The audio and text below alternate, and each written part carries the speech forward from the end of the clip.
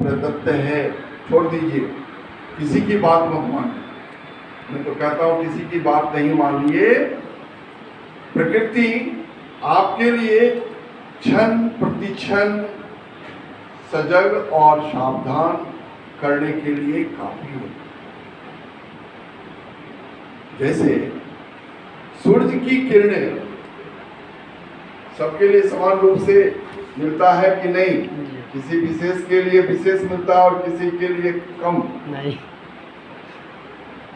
उसी तरह गायत्री महामंत्र, तो सूर्य की किरणें क्या है, वो तो आज अगर विज्ञान की बात करें, अभी हमारे देश सर विज्ञान की बात कर रहे थे, तो विज्ञान की बातें अगर हम करेंगे तो प्रकृति प्रदत्त जो है, भगवान सूर्य के रूप में कहें या एक पिंड के रूप में कहें या एक गोला के रूप में कहें,